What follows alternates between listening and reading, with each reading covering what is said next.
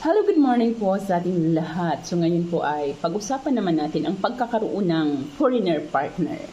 Kasi karamihan po talaga ngayon, kahit saan natin nakikita, karamihan po ngayon is talagang nauuso na po talaga or talagang marami na po sa atin ang talagang nagkakaroon ng foreigner partner. Marami, lalo na kapag nag-feel tayo sa isang relationship, parang ayaw na natin na muling mag-try ng Pilipino. So yung iba po sa atin ay sumubok sa ibang lahi naman. So pag-usapan po natin ngayon, ano nga ba ang pagkakaroon ng isang foreigner partner sa ating buhay? It is love or benefits? Ano ba? Love, benefits? Ano sa tingin ninyo?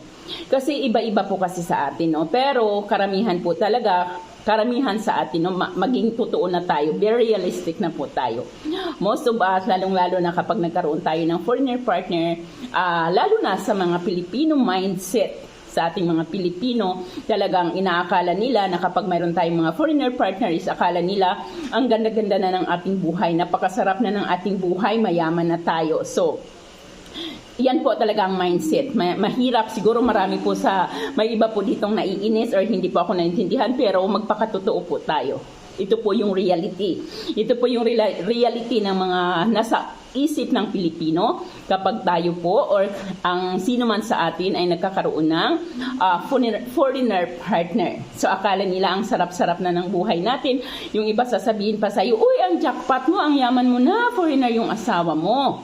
Uy, maging mauta ka. Magpabili ka na ng bahay. Uy, dapat mayroon ka ng savings.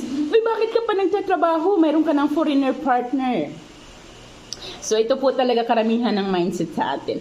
Yung iba pa nga po sa atin, yung iba pa nga po lumalapit sa atin ngayon pag wala tayong maibigay sa kanila, sasabihin nila na nagbago na tayo kasi mayaman na dahil may foreigner partner na, nag-iba na.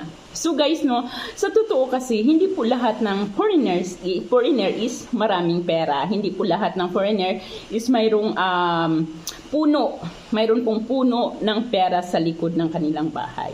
So, ito po yung, paano nga ba, ang foreigner nga ba is love or benefits? Well, talaga naman,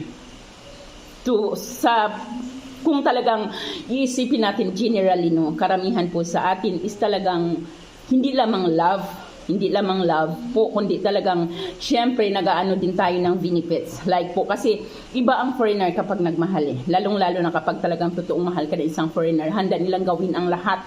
Handa nilang gawin ang lahat para lamang maipadama sa iyo ang kanilang pagmamahal. So isa po sa benefits, yung love nila, is yung love nila na hindi mo. Kasi hindi sila tumitingin sa nakaraan. Wala na silang pakialam sa nakaraan, kundi ang gusto nila makasama ka sa kasalukuyan. So, hindi na sila tumitingin sa nakaraan mo, hindi sila judgmental na tao. So, ito po yung isa sa mga benefits. Pero yung iba po sa atin is nagtitake for granted. Nagtitake for granted. Wag po sana magalit kung yung iba sa atin, pero marami po talaga. Nagtitake for granted, yung iba na andyan na binigay na lahat, pero unang-una sa una, masayang-masaya sila. Pero habang ibinibigay, doon naman mas naghahanap. Mas lalo silang naghahanap. Alam ba, binigyan ka na ng sasakyan. So after ng sasakyan, parang, uy, kayang-kaya naman pala nito. So maghahanap pa tayo. Binigyan ka na ng bahay, so naghahanap ka pa ng mas marami pang maibibigay. So ito po yung benefits minsan, ng mga ibinibigay sa atin ng foreigner. Pero mas maganda kapag pinagsama natin yan, may benefits ka natatanggap sa iyong kapartner na foreigner, pero mas mainam din na yung mga benefits na nakukuha mo sa kanya, suklian mo naman ang totoong pagmamahal. Kasi mayroon pong ilan sa atin, lahat binigay na, nandiyan ka na, nakatulog, nakahiga ka na sa kama, hindi naging masyado kang abusive. Kumbaga, nagiging take for granted ka masyado sa iyong karelasyon. So parang natitake advantage mo siya. Ang foreigner kasi once na nagsabi silang hindi na, ayaw na yan. Parang ayaw nila ng toxic relationship. Hindi sila kagaya sa ating mga Pinay o sa ating mga Pinoy na nandun yung pagtitiis. Pero sa kanila, kapag nakikita nila na isang relationship is toxic, hindi yan magdadalawang isip na iwanan ka. Kaya sa totoo naman talaga, karamihan sa atin is talagang nandun yung kasama yung benefits sa isang relationship sa isang foreigner. Kagaya na lang ng maibibigay nila yung mga pangangailangan.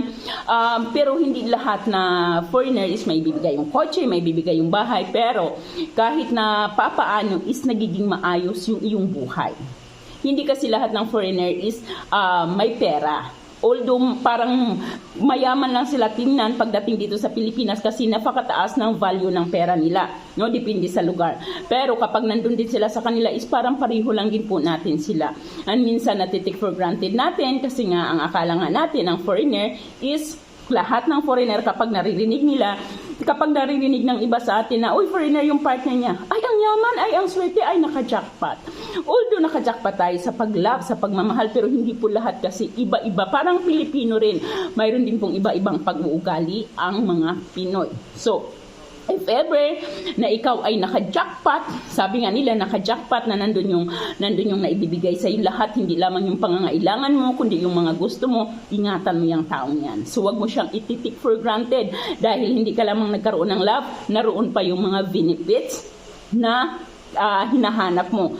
So, huwag tayong mag-take for granted. Yung pagmamahal nila, yung pag-aaruga nila sa atin, isuklian natin ito ng pagmamahal. So for me, ang foreigner ba is benefits or love? Para po sa akin is pareho po. Both. Na may benefits ka at may love ka pang nakukuha.